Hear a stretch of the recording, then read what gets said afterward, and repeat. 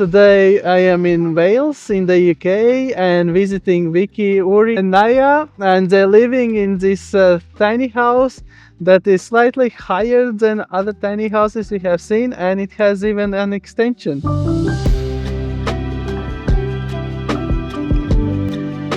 Let me show you around. This is our living room. We wanted to create the illusion of more space than we actually have in here, so wanted to keep it nice and open and high.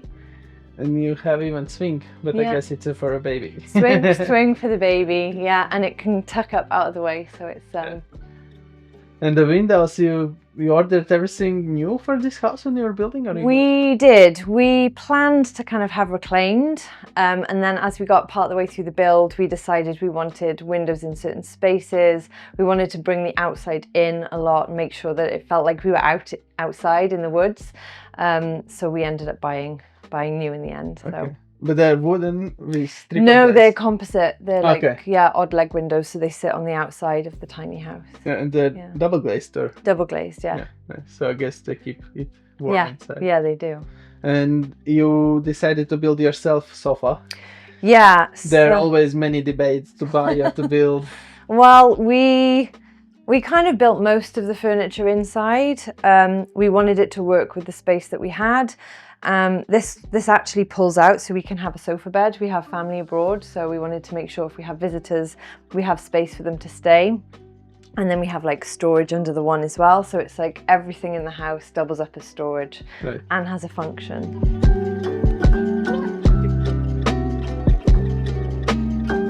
Kitchen was really important that we had a decent space to cook in.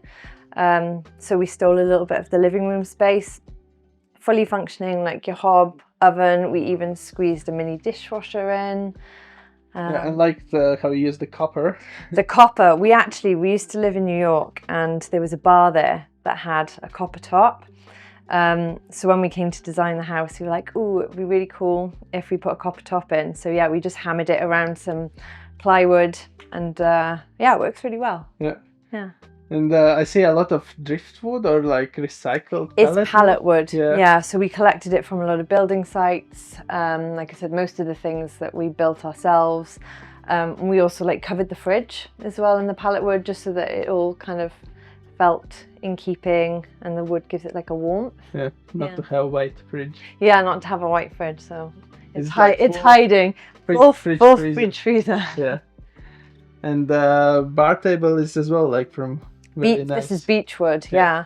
So lots of different types of wood. You've got the cedar up here, that was like left over from outside. And the pine, the beech, the pallet wood, lots of different. And you are all hooked up, so you are heating with electricity, or? Yeah, we're hooked up to electrics. We have gas boiler for the heating. Okay. And gas hob. Yeah. So all these panels, they're being heated with gas? Yeah, with gas, yeah. Okay. And there you have extra storage? So these were like wine storage cupboards. Yeah, nice. And since having the baby, they're now just more like practical snack cupboards. Yeah. But it's so cool idea to hide it in a It was an afterthought. So we started building and we were like, what if we need more storage? So we just cut these little hatches, and so we've got 3 here. Super handy. Yeah, really handy. Yeah. And like normal kitchen and oven and everything. Yeah, normal kitchen, just pots and pans, and fully functioning. Yeah. How long did it take you to build this house? We did it full time. Probably the majority of it was built within a month, and then, but like full start to finish 4 months probably.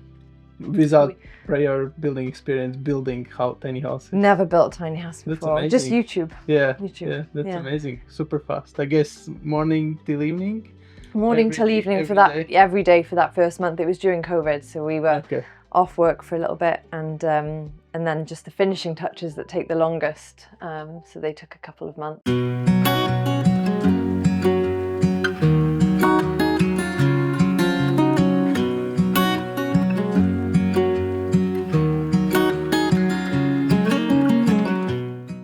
what is behind the fridge? Behind the fridge, so you've got the staircase here.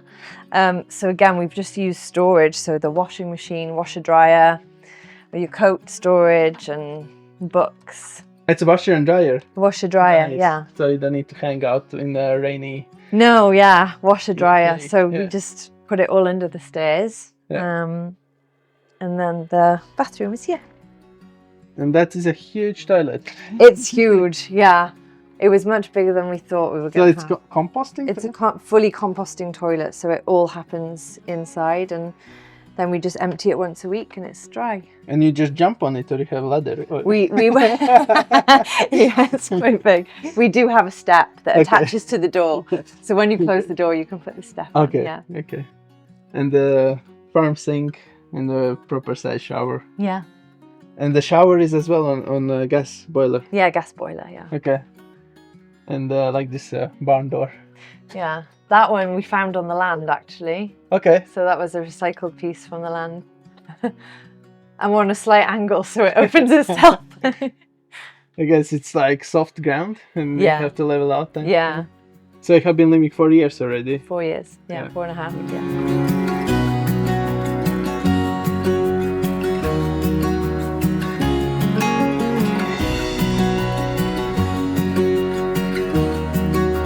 And there is a new extension. There is a new extension. Yeah, come on through. It's not quite finished. So you basically connected these two houses. Yeah, we connected the two houses. So 2 separate trailers, little bridge in between, and this is going to be the playroom / workout room. So how big is the main house? The main house is 7 by 2.5. Yeah, and this one? This one I think is 4.8. I think you said, yeah. Times 2. Times 2. Yeah, Yeah. it's a little bit smaller. So actually the main one was enough until now. It was enough until the last winter. Yeah. Baby starts walking, Yeah. lots of rain. So just a bit more space to move around and feel like you've got a different, a different room to come and have a break in when the baby gets bored, basically. Yeah. So here will be the bed.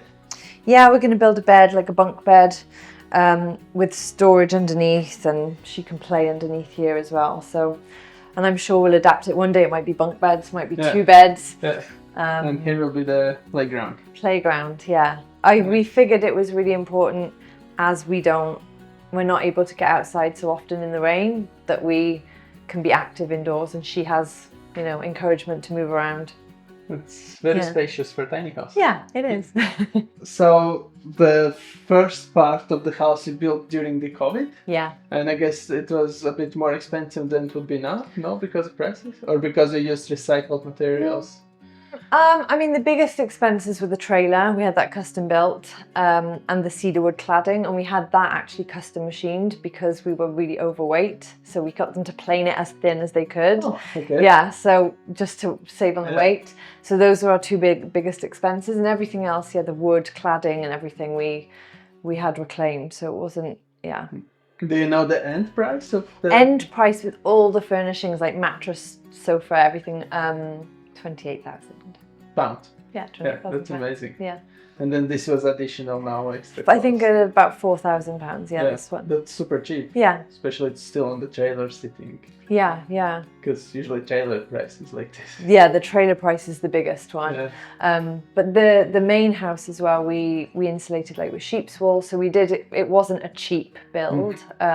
We wanted to get as much natural materials in there as possible. So that's what drove the price up a little bit more. Yeah. Yeah. Sometimes people ask about sheep wool, if does it smell like if... So we used it in our van, and you can smell it in the van, but in the house, no, you can't. Okay. Is it because of condensate, that van, like a metal build? Possibly. Yeah. Yeah. And then you have upstairs? Yeah, come on upstairs. Watch your head on the way down. It's a bit low this time. And the stairs here is the storage, I guess, right? Yeah, everything has storage in it. Yeah. Dual purpose. And then you have a proper loft. Proper loft. It was really important that we could stand up. Yeah.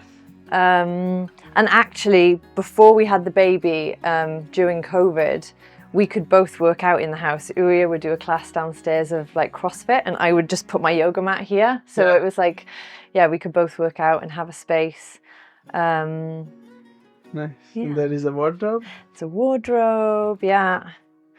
And this is all like modular, so it can all, when the roof lowers, we can take all of this. Yeah. So this, what is on top, everything has to be gone? Everything on top has to be gone, and then it just lowers to this height there. Yeah. Yeah.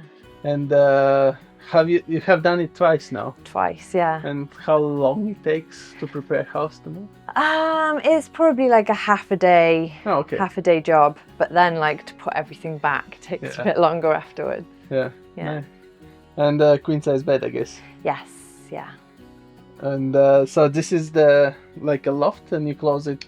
Yeah, so it used to be open. We used to be able to see over to the living room, but since having the baby again, we've had to childproof everything. Yeah. So like curtains to make it dark, and the net so she doesn't fall down. And but yeah, we'll see. It's evolving as we grow. So I love it. It makes such a big feeling that you can stand. Yeah, it does. It's really like proper floor. Yeah, we decided crawling and stuff. Yeah. Yeah, we decided if we were going to live in it like for a good few years that we didn't want to be crawling into bed every day. So how when it's windy, do you feel it like because it's like high? Yeah, so we used to be positioned like over the other side and on a different angle, and we used to feel it rock a lot.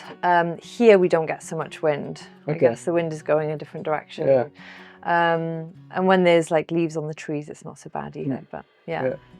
And how you came up with this idea to build tiny house? Why tiny house? Partly we'd moved from New York and we put all of our savings into opening a business. So it was kind of cost thing, like we can't buy anything right now. We don't have credit ratings in the UK. We're self-employed for the first time. So it was kind of that, but also we like a challenge. Yeah. So it was kind of, we've always lived small. We lived in a van in Australia. We lived in a small New York apartment. And yeah, so this wasn't much difference for us. So we really enjoyed building it, and we wanted the challenge of let's see how we can live in a small space long term and with a baby, maybe. Yeah, maybe more in the future. So what business do you have? We have a property development business. Okay. But that was brand new for us as well. So we'd never had any building experience. So we've kind of just done both at the same time. And yeah, what we've learned as we've gone along. Yeah, and it works now well? Yeah, it works well. Yeah, there's not many changes. There's always something that you'd be like, I wish I'd changed this. I think maybe we would have extended the bedroom slightly. But most things we're happy with how we built them. Yeah. And with this extension part, everything works as you imagine, like because you have no prior building experience and you took a risk. Yeah. How you figured out how to build it like? Just a lot of research and asking. We had my father's quite practical, Uriah's dad's quite practical, so just asking advice from different people, different heads coming together and finding solutions for things. And for the most part, it works well. Yeah. All right. Thanks for watching. Let us know what do you think about this build. Would you build as well with such extension that you can stand up in the second floor? And more about technical part and exterior, you can find in the second video right here, and see you in the next one. Cheers!